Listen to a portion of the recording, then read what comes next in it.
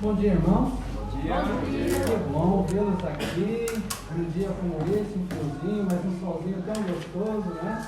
Que bom, graças a Deus por estarmos todos aqui, porque o Senhor mesmo nos proporcionou isso. Nós vamos iniciar o nosso culto de hoje de uma maneira diferente, como os irmãos estão podendo ver, com essa inversão de lados. Tudo foi pensando em melhorarmos tecnicamente a filmagem do culto. Então, nessa parte, a justificativa. E hoje é um dia muito especial para todos nós. É especial porque é domingo. Todo domingo é um dia especial, é o dia do Senhor. É o dia em que nós nos reunimos como igreja para prestarmos culto ao Senhor. E também é um dia especial porque hoje é o dia do pastor. No nosso calendário denominacional batista, o segundo domingo de junho é o dia do pastor. É por isso que os irmãos estão vendo um pastor diferente aqui. Brincadeira. Nosso pastor está aqui. Damos graças a Deus porque ele veio e era para vir mesmo. Eu quero iniciar lendo um texto, que é Jeremias 3,15, que nos diz assim: Dar-vos-ei pastores, segundo o meu coração, que vos apacentem com conhecimento e com inteligência. Graças a Deus por isso.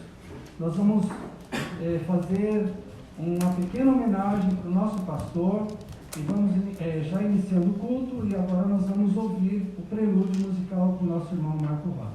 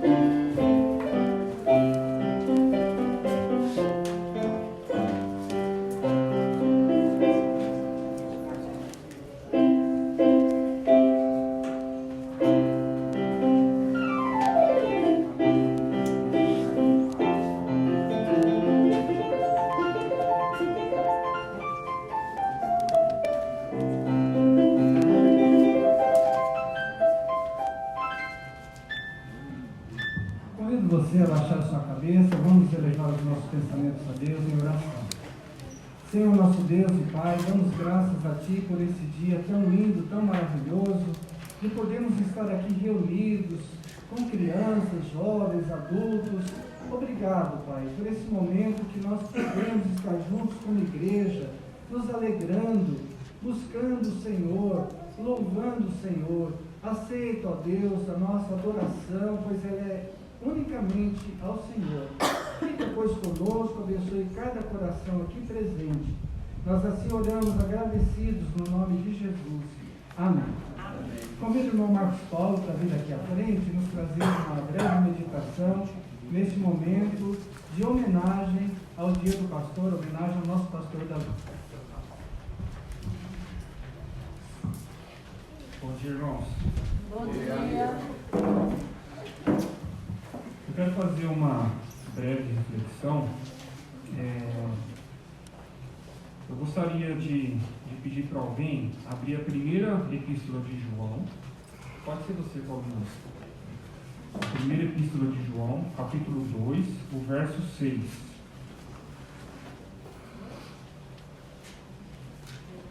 Eu vou pedir para o meu pai abrir em Mateus, no capítulo 20, para ler o verso 28.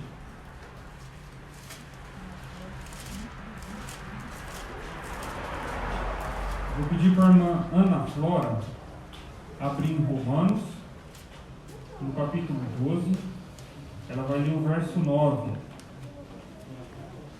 E a irmã Nelly abrir em Salmos 133, o verso 1.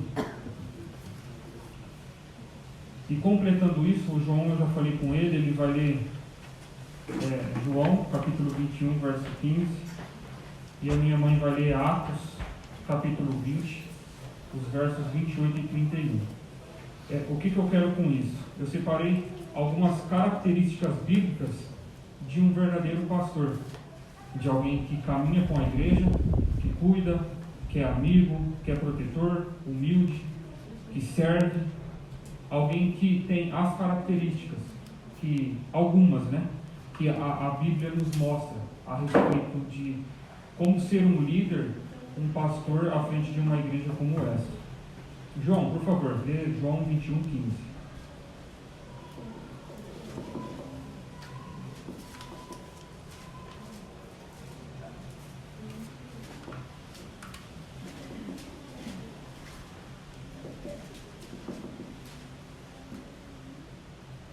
Depois de terem comido, Jesus disse a esse meio. Isso, João, capítulo 21, verso 15. Depois de terem comido, seria esse 21. 21. Depois de terem comido, Jesus disse a Simão Pedro: Simão, filho de João, você me ama mais do que estes outros?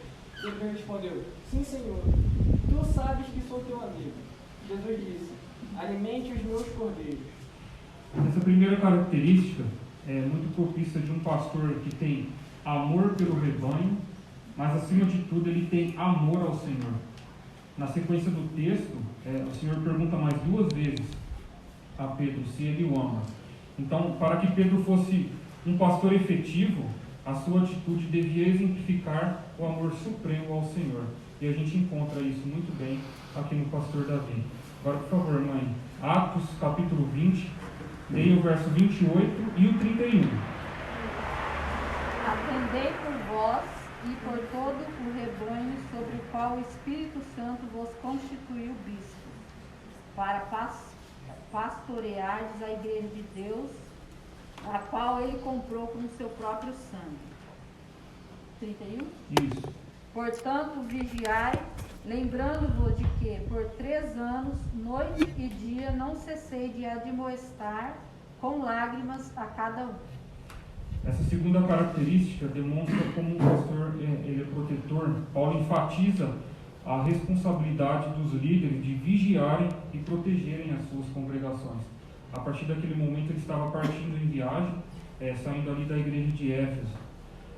Agora, Paulo Nunes, primeira epístola de João, capítulo 2, verso 6. Aquele que diz que está nele também deve andar como ele andou. Uma característica, um fator principal de Jesus era a sua humildade. Então, um pastor, ele deve andar exatamente como Cristo andou. Então, ele deve ser humilde. Aqueles que se dizem cristãos devem viver como Cristo viveu. E o pastor que está à frente da igreja, ele deve ser o exemplo máximo, porque é a pessoa que é mais vista, digamos assim. Então, a humildade é um fator muito principal também. Agora, meu pai, Mateus 20, verso 28. tal como o Filho do Homem, que não veio para ser servido, mas para servir e dar a sua vida em resgate por muitos. Esse ponto mostra como Jesus foi servo. Ele veio para servir e não ser servido. Jesus veio servir e resgatar o seu povo. O pastor deve servir o povo resgatado por Jesus. Uma característica de um digno pastor é ser servo. A gente encontra isso muito bem no pastor Davi. A irmã Ana Flora, por favor, Romanos 12, verso 9. O amor deve ser sincero. Odeie o que é mal, apegue-se ao que é bom. A irmã Nelly, por favor, do Salmo 133, verso 1. Como é bom e agradável quando os irmãos convivem em união. Esses dois versos eu quero mostrar para vocês como que o pastor ele deve ser amigo. Demonstrar atitudes é um mandamento. Ser verdadeiro é outro mandamento. E a amizade é construída com relacionamentos. Então, nessas 5 características aqui, que eu quis mostrar para vocês de uma forma diferente, como que um pastor ele deve estar à frente da sua igreja, e eu tenho certeza que todos aqui encontram essas 5 características no pastor Davi. Um outro ponto que eu quero ler com vocês, se vocês puderem abrir em Isaías.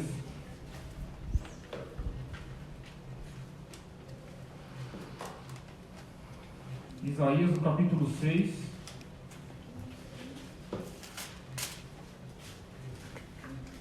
Eu vou ler do verso 1 até o 5.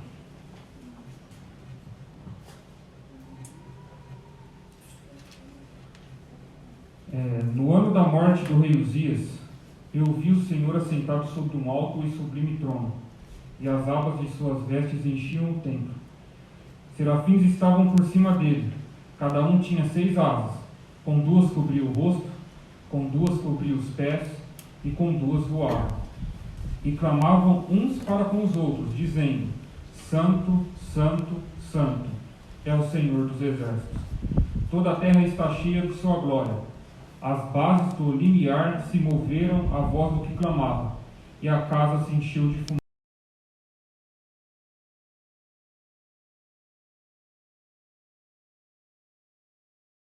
E eu, ai de mim, estou perdido, porque sou homem de lábios impuros. Habito no meio de um povo de impuros lábios, e os meus olhos viram o Rei, o Senhor dos exércitos. Resumidamente, esse texto demonstra a grandeza que é o nosso Deus, como Ele é excelso, pleno e supremo, como a sua presença, além de encher todo o templo, ela enche toda a terra, e Ele é o único que está sentado sobre um alto e sublime trono. Hoje temos o pastor Davi como pastor titular dessa igreja, mas a maioria aqui vai se lembrar que alguns tempos atrás, de uma forma ou de outra, ficamos desestabilizados pela troca de pastor e por ser uma igreja que estava começando. E muitas das vezes a gente apoia a nossa confiança em algo que não seja Deus. Então, independente do pastor que passar por aqui, a gente deve ter a plena certeza que Jesus Cristo é aquele que atua no trono da Igreja Batista da Reforma. É aquele que enche esse templo, é aquele que enche a terra, é Ele que faz todas as coisas, é Ele que cuida de nós, é Ele que prepara todas as coisas, é Ele que nos deu um grandioso pastor, como o pastor Davi, para estar à frente de nós, à frente desse rebanho, para cuidar da nossa igreja, para nos corrigir, para nos ensinar, para nos ajudar a caminhar. Então, pastor, hoje nessa breve meditação, em nome da Igreja Batista da Reforma, eu quero dizer que somos orgulhosos por ter o Senhor como nosso pastor. Irmãos, é isso que eu queria passar, uma breve reflexão, e que Deus abençoe. Obrigado, irmão Marcos Paulo. Quero convidar a irmã Lisandra para vir aqui. A Lisandra vai ler uma poesia sobre o pastor.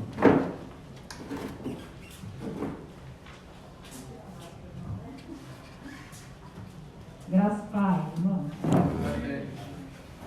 Ser pastor é estar inserido no plano de Deus para a redenção da humanidade. Deus não tem outro plano, nem enviar seus anjos, nem dispor de um imenso amplificador para que sua própria voz é ser homem comum, normal, mas sobrenaturalmente habilitado para servir ao povo de Deus. É ser homem de verdade e da verdade. É ter os pés no chão do sofrimento, das necessidades e desafios humanos, e a cabeça no céu das provisões divinas para um mundo carente. Enfim, ser pastor é participar de uma obra excelente, bela, que dura, que transcende os limites do espaço e do tempo, que glorifica a Deus. É por isso o mais belo dos ofícios, a mais gloriosa das missões, o mais compensador do sacrifício. Parabéns, pastor Davi. Obrigado, Melisandra. Essa poesia é de autoria de um pastor Ilano Pereira Azevedo, alguém que passou por tudo isso, que sentiu tudo isso que está expresso nessa poesia. Muito bem, nós chegamos no momento de presentes. Não tem homenagem sem ter presentes, né? Então eu quero pedir para as nossas irmãs que vão fazer essa parte, que já se posicionem. Quero pedir ao pastor Davi que venha aqui à frente, esteja aqui ao meu lado. E eu quero pedir para a irmã Heloíse, para ser a primeira aqui, trazer um presente que compramos com a participação da Sheila. Então, se não estiver bom, não brigue conosco. Receba em nome da igreja. Irmãos, fiquem à vontade para dar uma salva de palmas.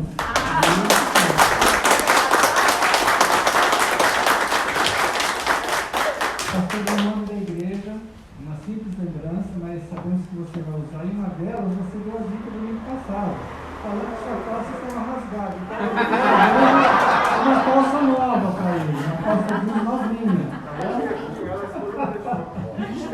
Isso.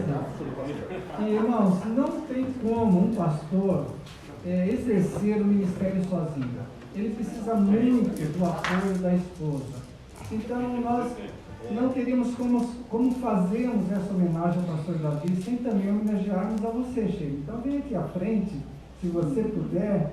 Sei que está aí atendendo o Emanuel, mas se você puder, por favor. Eu vou pedir para a Carla vir aqui, entregar para a Sheila um vasinho de flor, como nossa forma de gratidão a você também.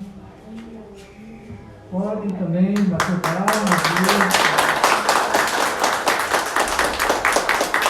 Nós agradecemos a você, Sheila, por todo o seu apoio, ao pastor Davi, para ele estar conosco aqui dominicalmente, preparando as mensagens antes. Sabemos que não é fácil, né? Tem um trabalho secular também, mas a você que tem dado esse apoio para o pastor, nossa gratidão também a você, tá bom? E também nós queremos dar uma lembrancinha para a Bia e para o Emanuel. O Emanuel já está aqui. Onde está a Bia? Será que está lá dentro? Está na salinha? Alguém pode chamá-la lá? Pode ser, Flor? Isso. A Flor é a mais ágil de todas aqui. Então, precisou de alguma coisa rápida com a Flor. Porque a Bia também faz parte da família e o Emanuel também. Então, nós queremos dar uma pequena lembrancinha para ambos. Vamos entregar na mão da Bia. Tem 2 separadinhos lá dentro, então um é para o Emanuel, tá bom? Então nós queremos fazer isso também. E assim nós vamos encerrando essa parte. Desculpa, pastor, que eu não lhe avisei antes, mas era surpresa, não sei se foi. Tomamos um pouquinho do seu tempo. Bia está chegando. Fica aqui, Bia, ó, pertinho da mamãe, ó. Vem cá, pertinho da mamãe. Isso. Vem cá, Letícia, entrega aqui para a Bia uns docinhos para ela e para o Emanuel. E obrigado também a você, Bia. Pode bater palmas. Heraldo, por favor. Onde está o irmão Heraldo? Aqui, vem aqui à frente. O irmão Heraldo vai cumprimentar o pastor, a Sheila, em nome da nossa diretoria. Ele faz parte da diretoria e da igreja também, representando todos os irmãos. Então, cumprimento formal, não precisa dizer nada, só cumprimentar. Eu vou quebrar o vou cumprimentar com a beijo de mão. Estão vacinados, em nome irmãos. da igreja e de todos os nossos irmãos, que Deus abençoe no parabéns todos os irmãos e da igreja. Deus abençoe. Muito obrigado, Meraldo. Isso, assim que é bom. Pastor, segunda parte, e eu passo agora a palavra para o pastor que vai continuar o culto. Coitado, acho que ele nem sabe que parte que ele vai fazer agora. Mas faz parte, meu pastor. A vida de pastor tem isso também. Deus abençoe, obrigado por tudo, em nome de toda a nossa igreja.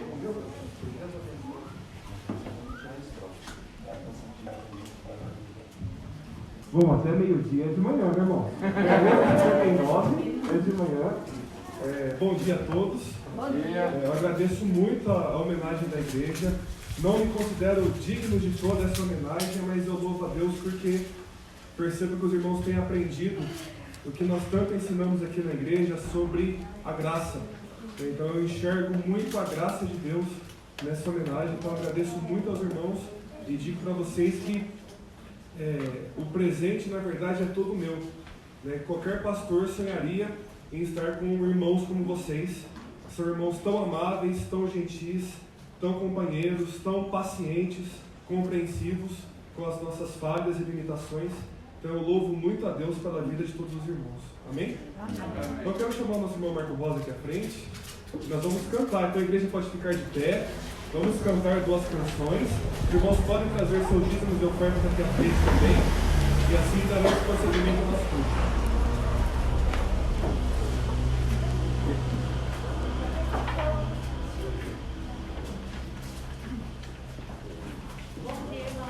Bom dia. Em 1951, nós vamos cantar a primeira e a última estrofe.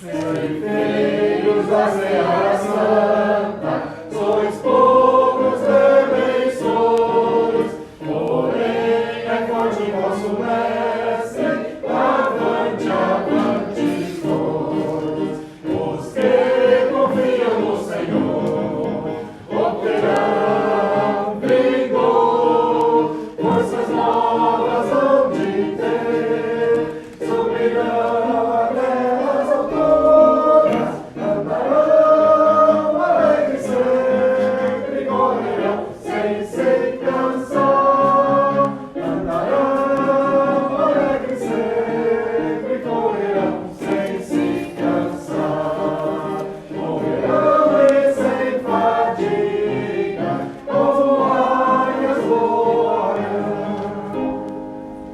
Canções exaltam-nos sempre na luta contra o mal. Coragem, pois irmãos, avante na obra sem igual.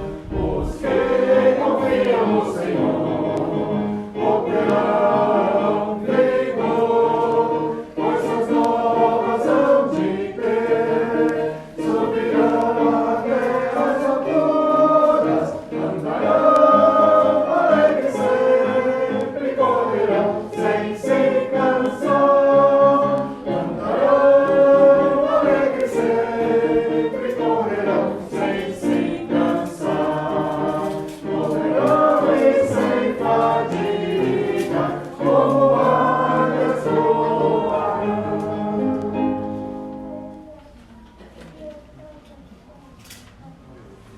Vitórias nas lutas.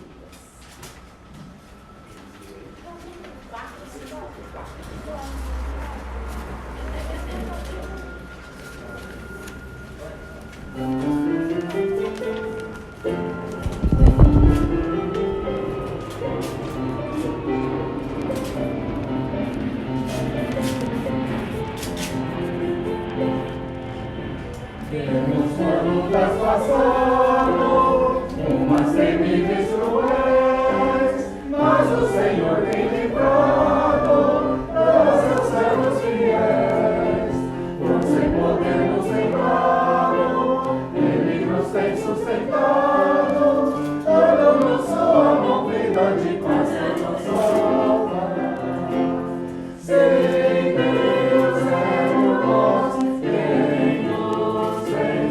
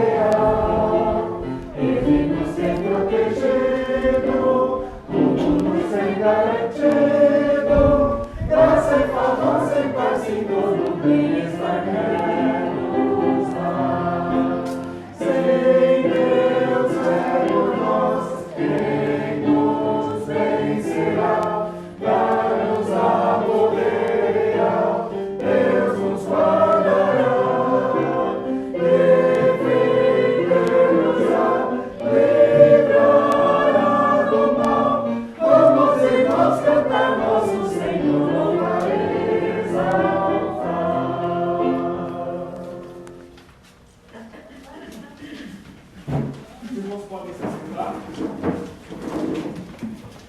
As crianças já podem se movimentar junto com a tia Flor. Agora a escada é menor, né, irmão? Você falta a escada. Mas mesmo assim tem que tomar cuidado, né? Graças a Deus por essa manhã tão gostosa, tão abençoada, que Deus nos dá o privilégio de desfrutarmos da sua presença. Eu gostaria de convidar os irmãos para abrirem Lucas, o Evangelho de Lucas, no capítulo 4.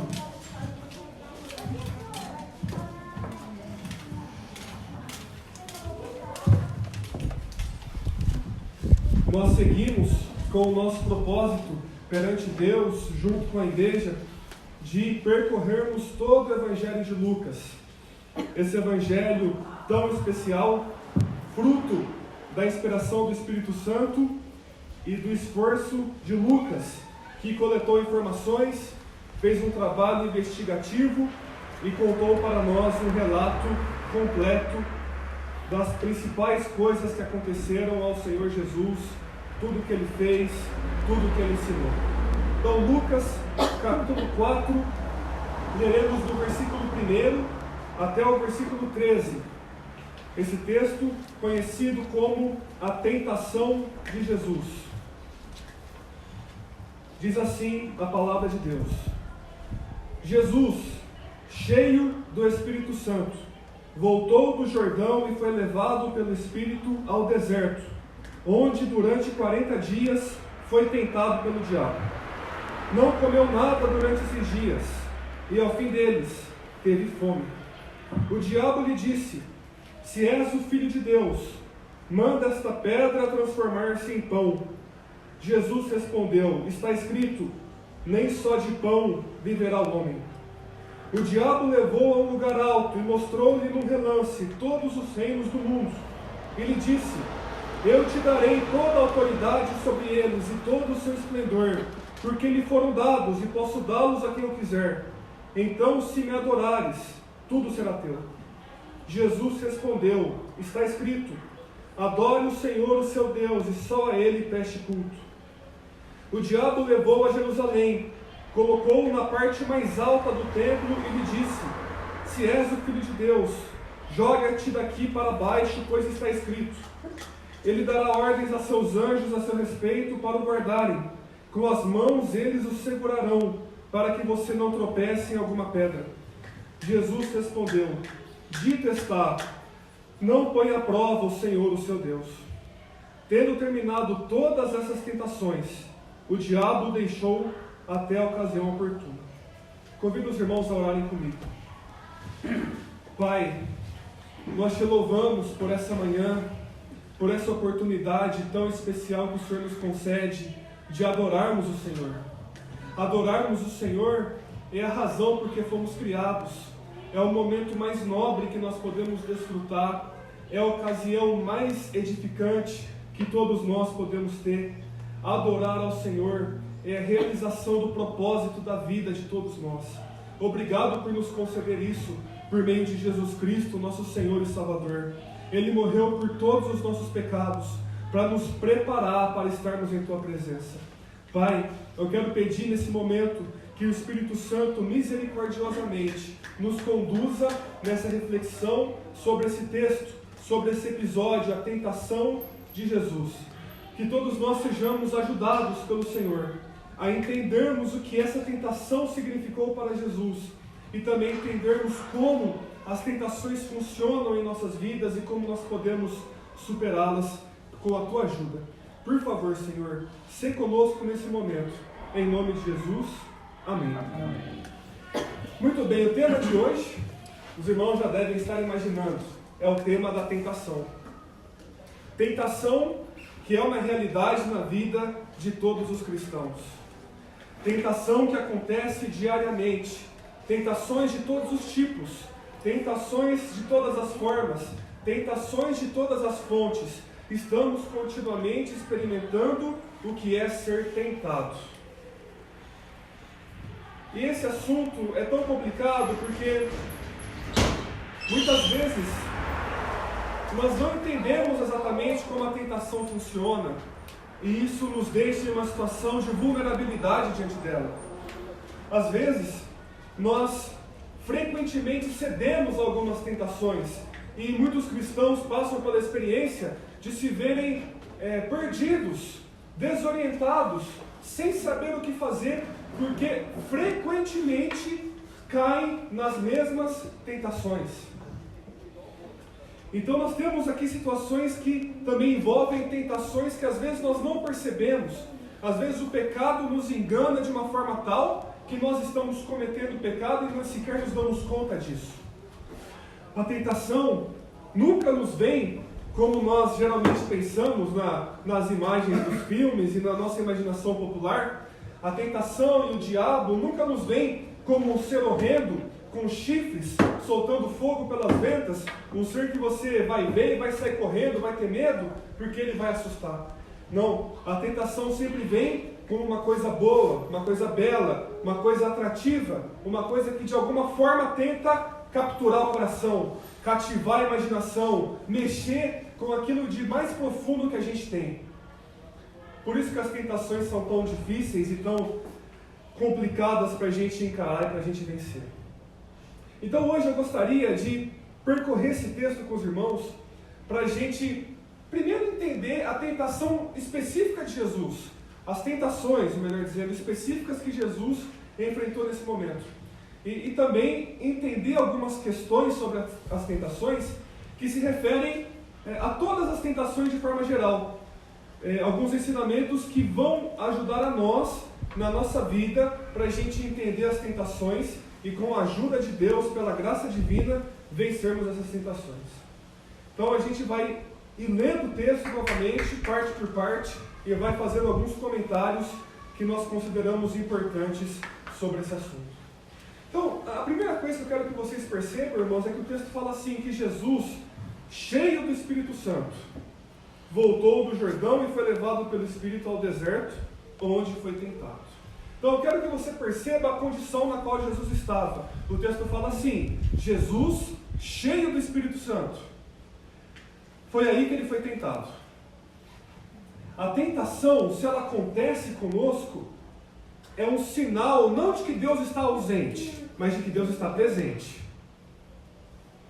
Se você está sendo severamente tentado em alguma área da sua vida, isso é sinal da presença de Deus na sua vida. Assim como Jesus estava cheio do Espírito Santo e então foi tentado. Uma pessoa que não tem Deus na sua vida, ela não tem experiência da tentação, porque ela prontamente se lança ao pecado.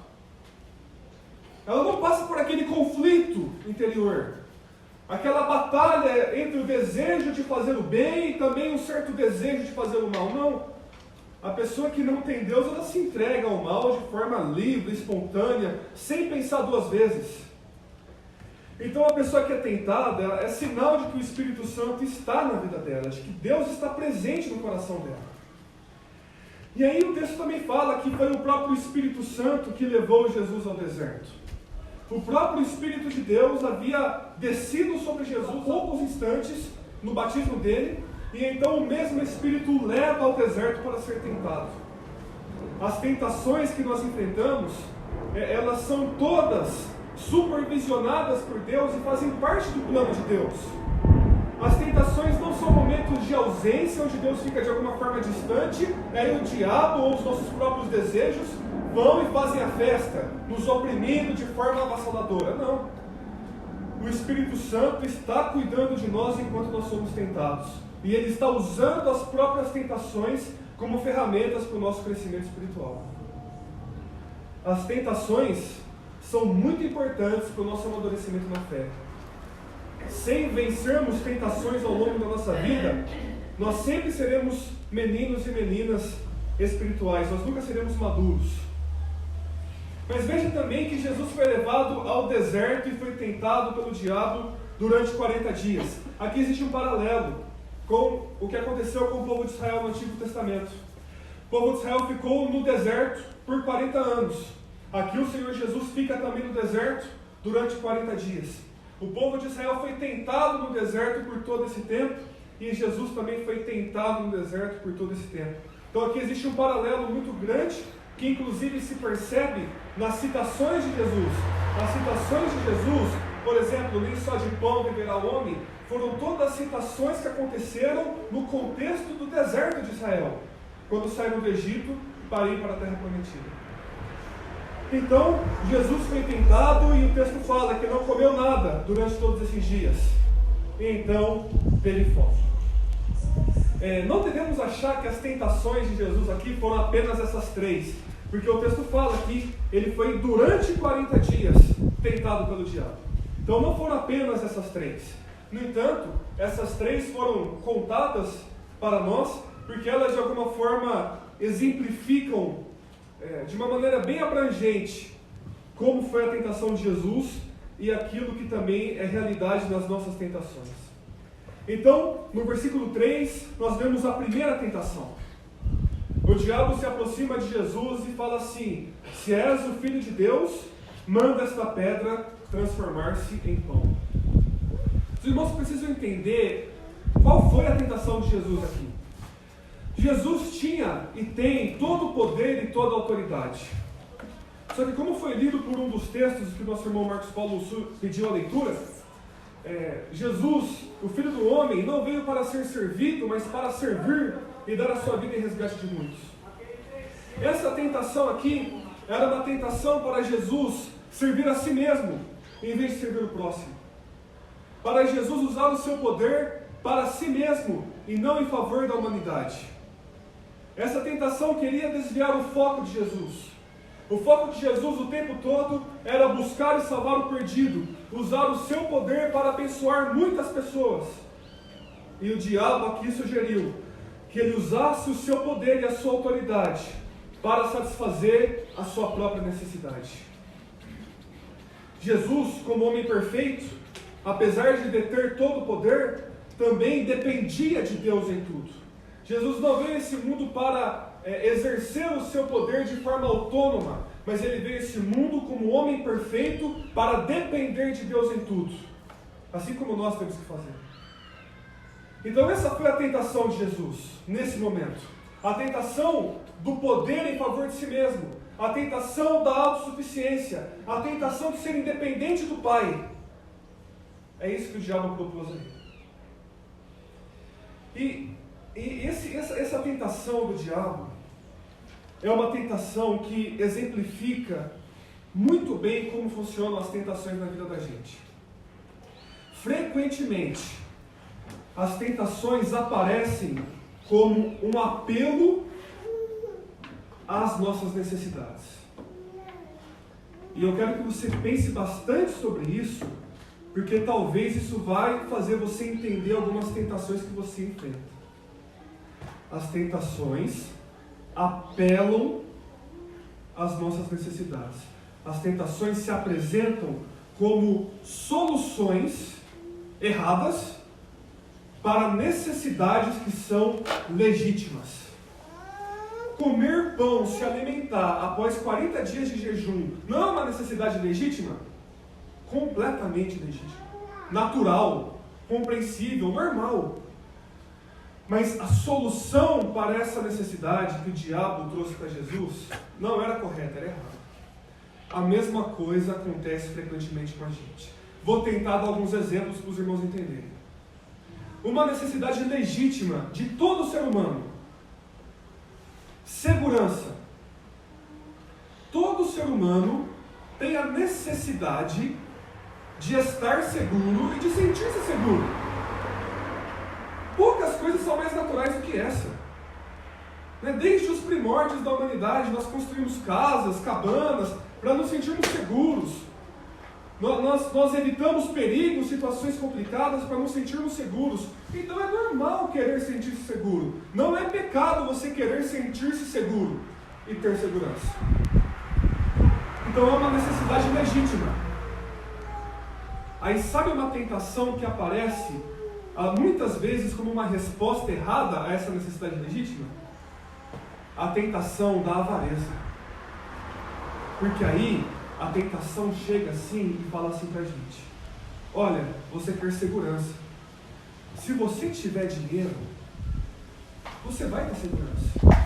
Porque se você tiver dinheiro, você pode ficar desempregado e vai estar tudo bem. Se você tiver dinheiro, você pode ficar doente e você vai conseguir pagar seu tratamento. Então, tenha dinheiro. Então você se sentirá seguro. E aí a pessoa abraça essa ideia, ela começa a pensar em dinheiro mais do que deveria, começa a sacrificar sua saúde para poder ganhar muito dinheiro, começa a abrir mão da generosidade para poder acumular dinheiro, começa a, inclusive, a deixar de desfrutar de algumas coisas boas da vida que ela poderia desfrutar para poder ter mais dinheiro. Essa pessoa se tornou avarenta.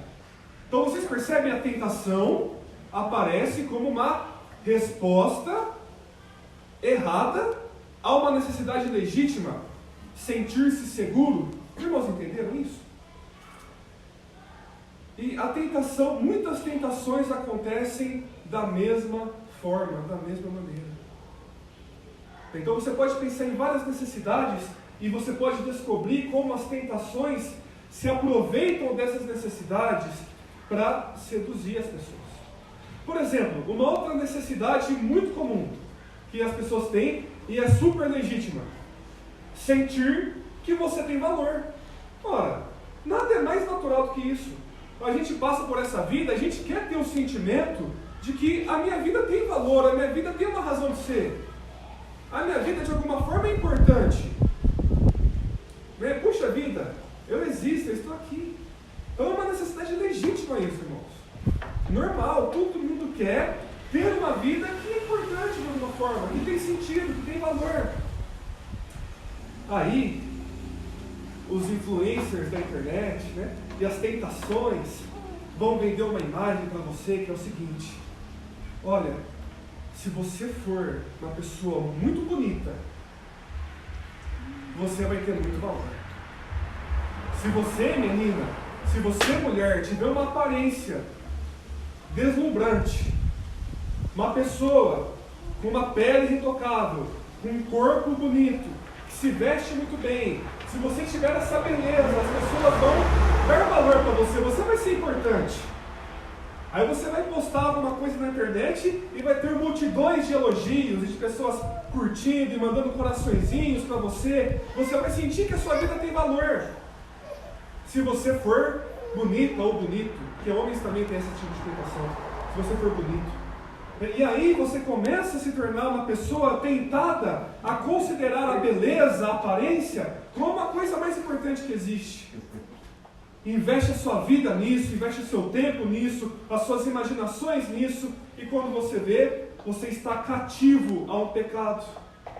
Você está pensando muito, muito, muito na sua aparência, de forma além do normal, além do saudável, e está se tornando uma pessoa que se torna fútil. Então, novamente, uma necessidade legítima, que a tentação vem e traz uma proposta de solução pecaminosa. E aí o Senhor Jesus responde para essa tentação no versículo 4, dizendo assim: nem só de pão viverá o homem. A citação completa que Lucas não coloca para nós, mas Mateus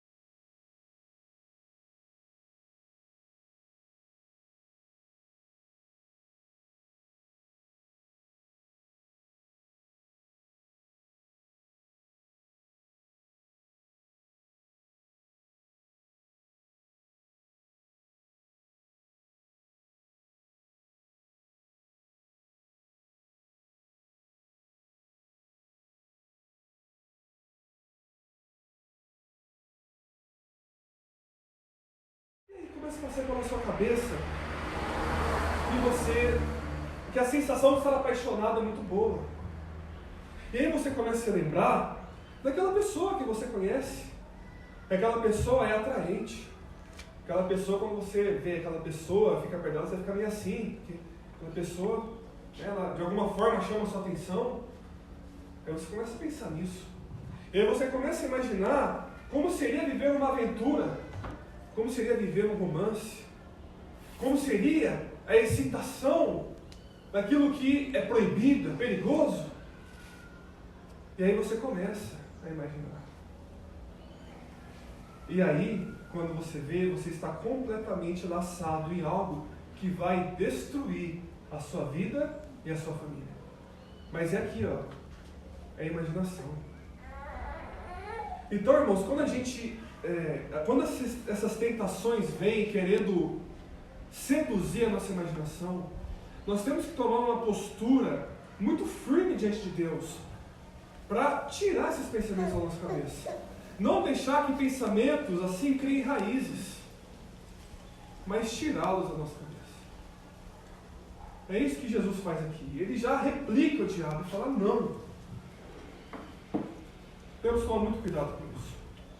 E esse texto também nos mostra sobre a tentação, que toda tentação, de alguma forma, é um convite a você idolatrar alguma coisa.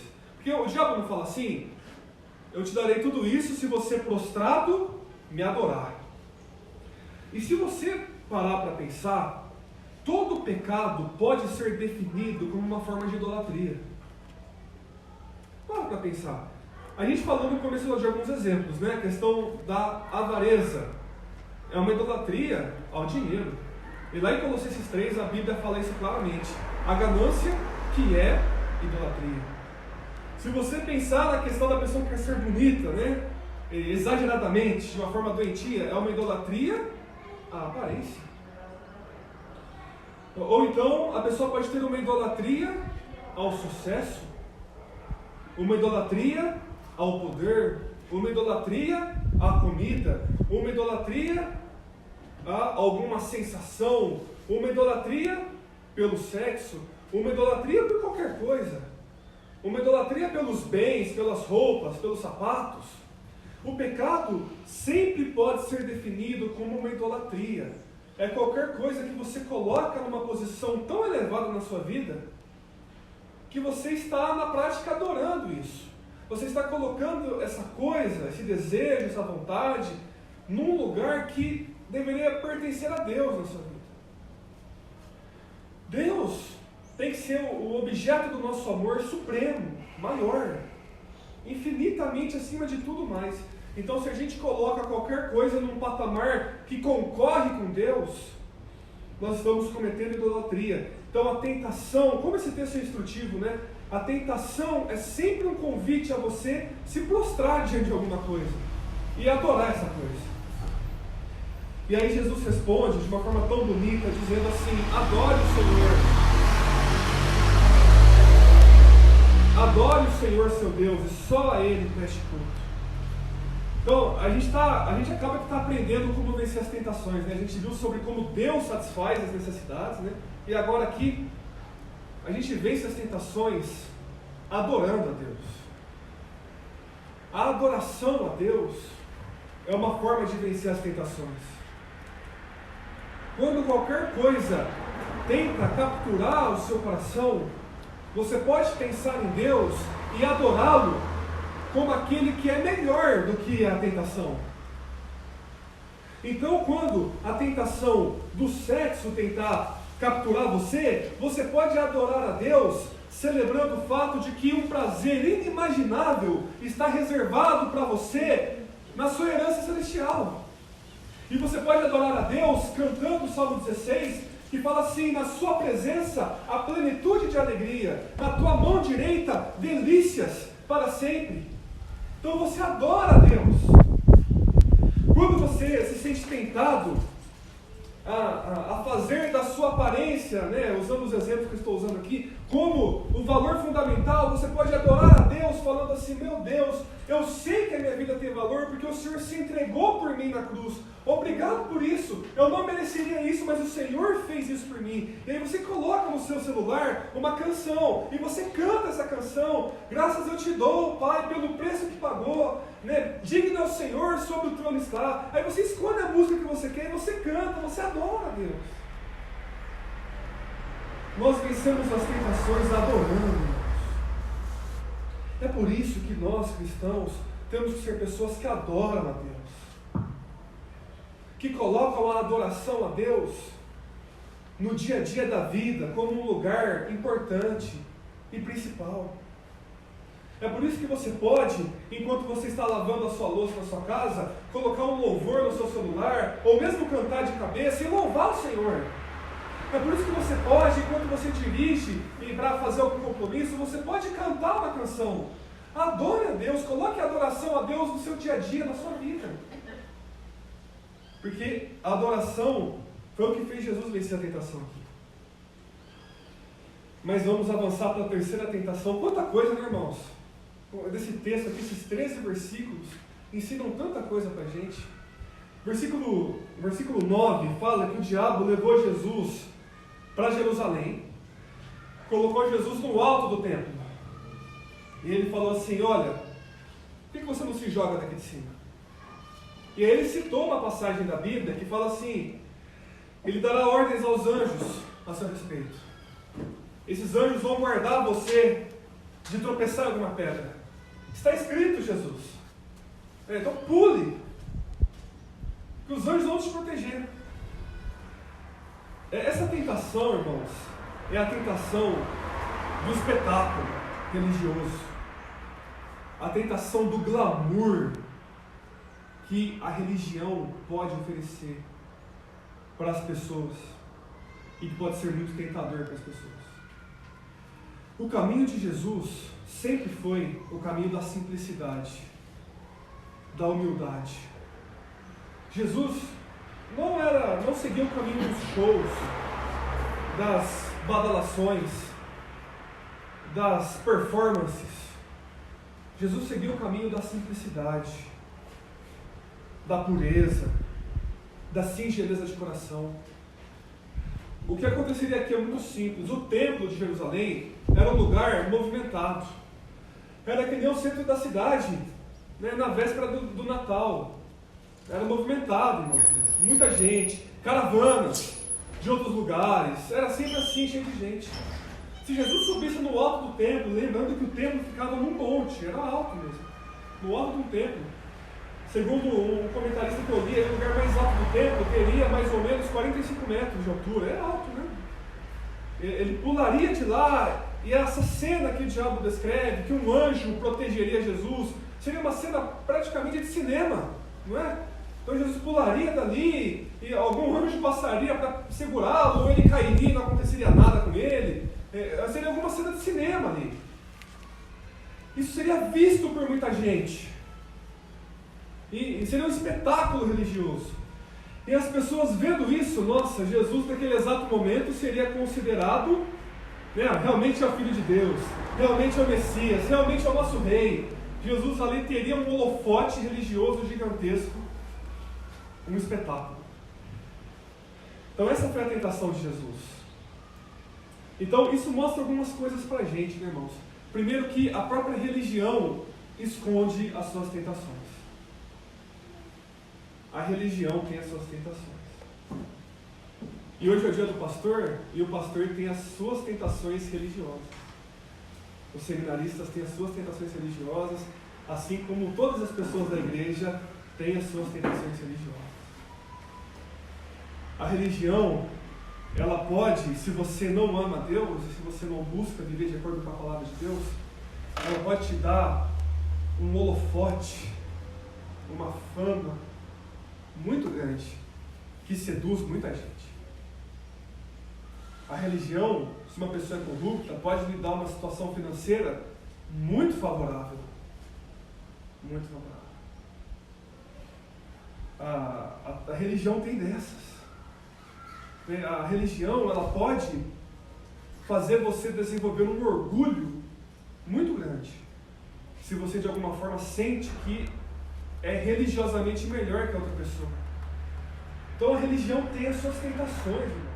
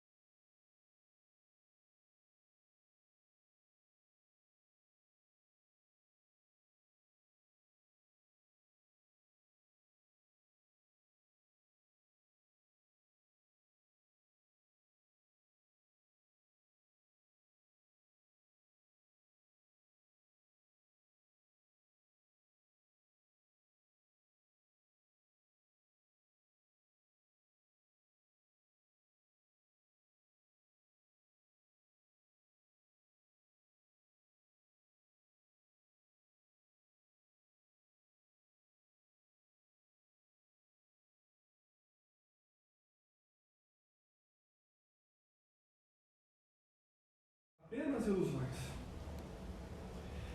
E aí o Senhor Jesus, né, responde a essa tentação, né, não ponha à prova o Senhor, o seu Deus.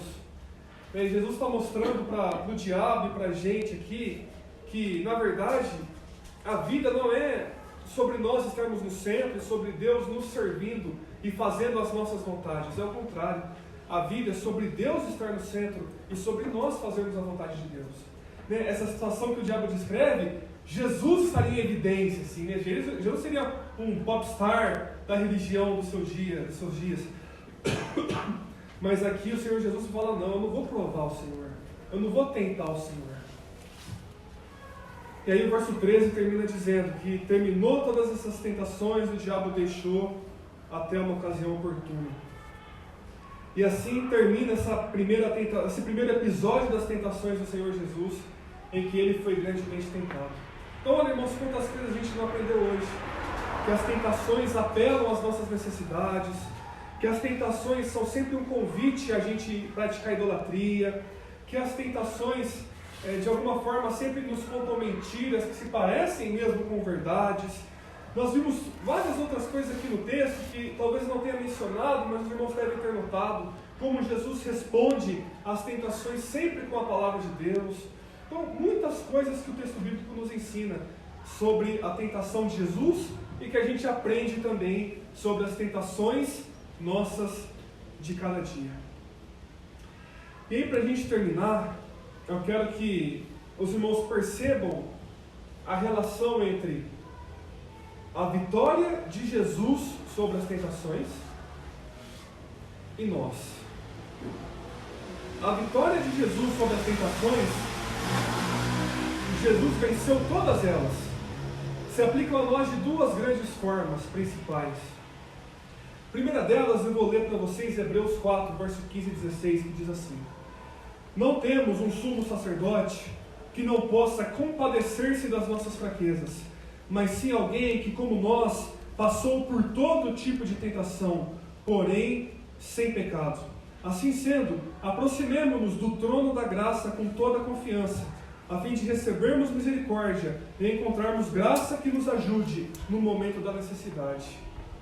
Jesus, tendo sido tentado em todas as coisas, quando ele vê nós sermos tentados, ele não olha para nós do alto de uma superioridade e faz assim.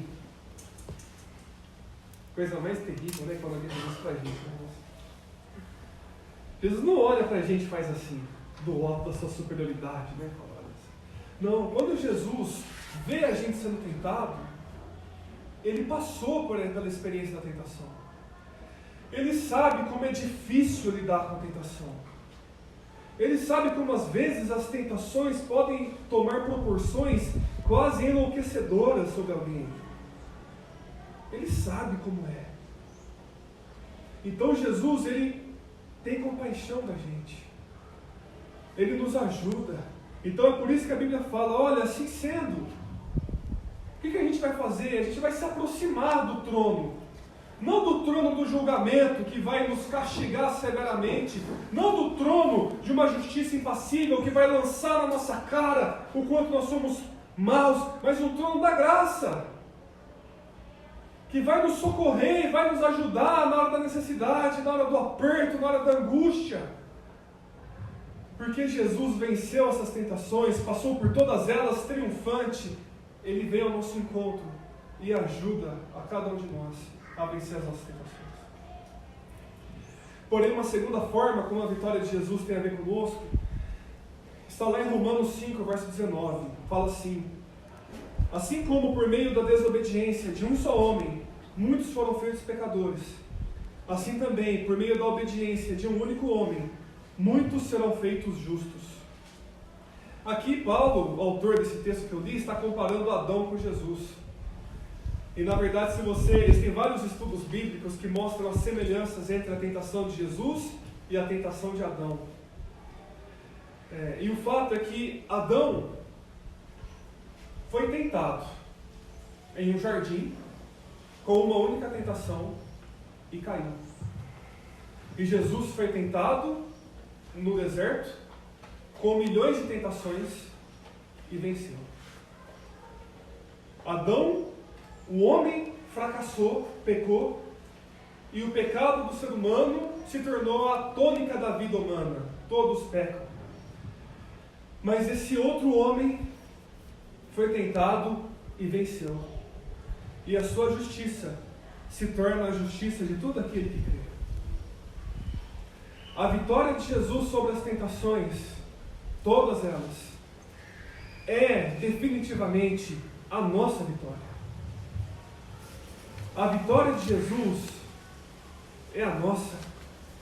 A obediência de Jesus na cruz e nas tentações e em todos os acontecimentos da sua vida é a nossa.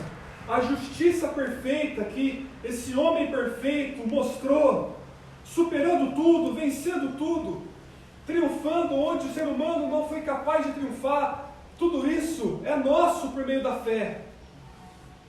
Em Adão, todos pecam. Em Cristo, todos são justificados. A vitória de Jesus é a nossa vitória. As tentações serão uma realidade na vida da gente, hoje, durante toda a nossa vida. Mas em meio a todas essas tentações, lembre-se disso. Existe auxílio, porque Jesus se compadece de você. E existe uma vitória definitiva, irrevogável, que pertence a todos nós, por toda a eternidade. Graças a Deus por isso. Eu quero orar com os irmãos, para nós encerrarmos esse culto, que já são 11 horas, e nós teremos a assembleia logo a seguir. Vamos orar. Pai, nós te louvamos por tudo que aconteceu aqui nessa manhã, pela homenagem que foi feita de forma tão generosa, pelas canções, pelas ofertas, pelas orações, pela mensagem da Tua Palavra, que tanto nos instrui em tantas coisas. Nós queremos te louvar, meu Pai, porque nós sabemos que as tentações, apesar de serem uma realidade, elas podem ser vencidas e serão vencidas por toda essa igreja. E a vitória final e definitiva já é nossa por meio da vitória do próprio Jesus, que venceu as tentações por nós. Nós te louvamos por tudo isso, Pai. Peço ao Senhor que o Senhor cuide do nosso coração. Peço, Pai, que o Senhor nos ajude a perceber onde estamos sendo tentados e onde estamos falhando.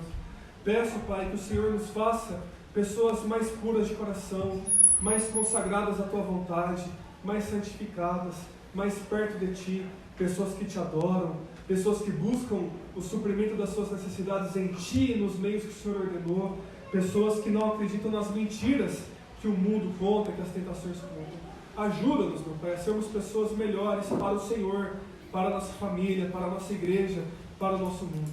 E que o amor de Deus, nosso Pai, a graça de nosso Senhor e Salvador Jesus Cristo e a comunhão do Espírito Santo de Deus nos acompanhe hoje e para todo sempre. Amém. Bem, graças a Deus. Bom, irmãos, nós encerramos o culto. Faremos agora